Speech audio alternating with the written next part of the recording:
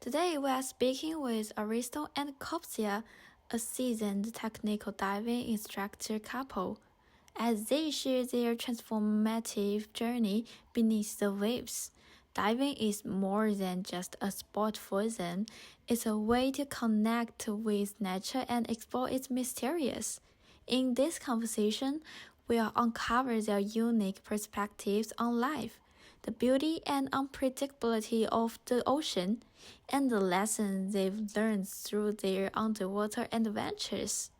So, could you introduce yourselves? Hi, my name is Aristo.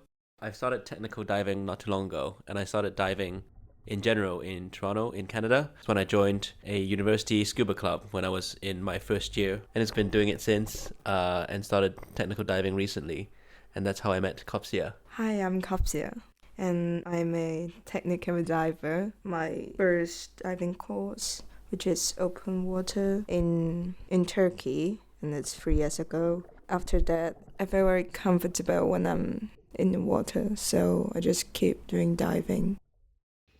Here have one question. What is a technical diver? So, a technical diver is a skilled diver who goes deeper and stay underwater longer than regular recreational divers. While recreational divers dive up to 30 to 40 meters using simple gear, technical diver can go beyond 15 meters and explore places like shipwrecks, caves, or deep underwater areas. Kopsia, could you introduce your dive equipment? The first one is the very important thing. We call them regulator. Usually we use it to continue breathe under the water, connect with the cylinder.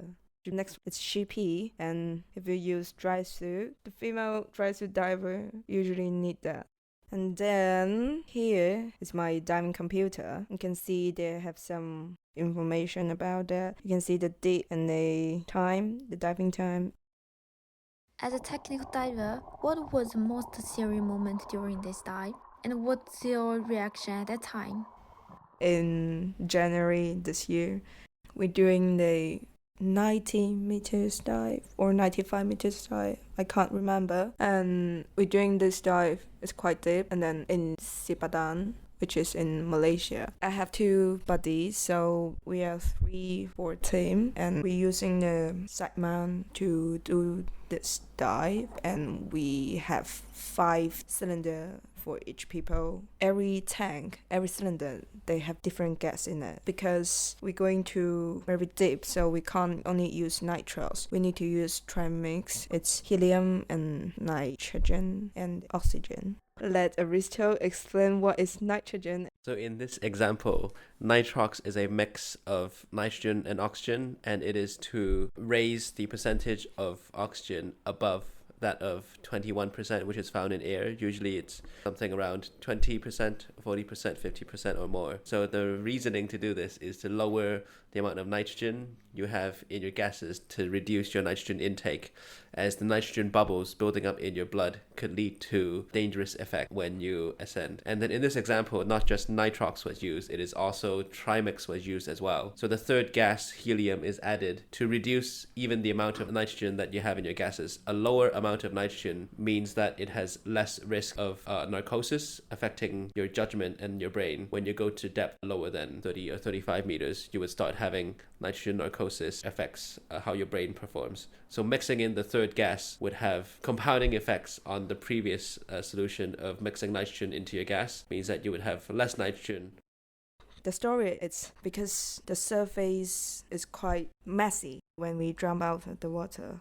Some people helping me put the tank on my BCD.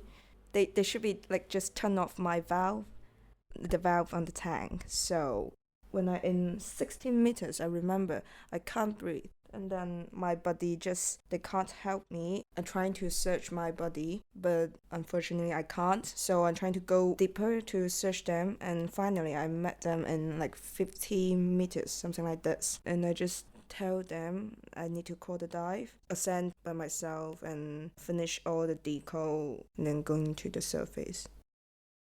So, where are you at the moment, Aristo? I was on the boat when all this happened. So, as a bystander, could you describe your feeling and thoughts when her encountered the crisis?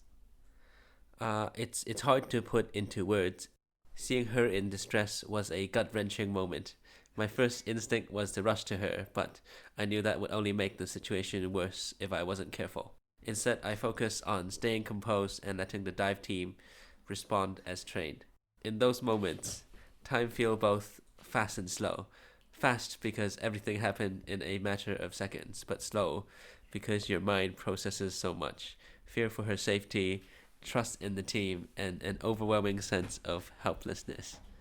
What struck me most was her composure. Even in such a dangerous situation, she followed the protocol perfectly. Watching her, I felt a deep sense of admiration, but also sobering realization of how fragile life is beneath the surface. Kopsia, how did this crisis impact your personal understanding of life and nature? How had it influenced your attitude toward life? It reminds us that we are not in control and that humility is necessary when facing its power. For me, it has strengthened my resolve to approach diving and life with a balance of conscience.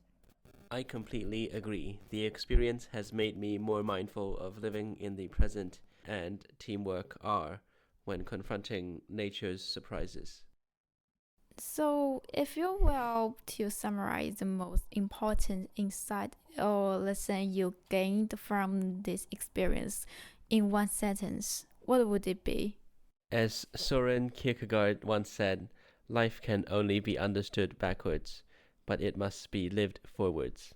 Trust, preparation, and respect for nature are the keys to navigating both underwater. Life is fragile and every moment matters. Never take it for granted. Through this interview, we've journeyed beneath the surface with Aristo and Kopsia, exploring not only the wonders of the underwater world, but also the profound lessons it teaches. The reflections on teamwork, respect for nature, and the unpredictability of life remind us of our own fragility and resilience. It's a powerful reminder to approach both the ocean and life with humanity, gratitude, and a renewed appreciation for every moment we have. Their story is not just about diving. It's about the deeper connection we all share with the natural world and with each other.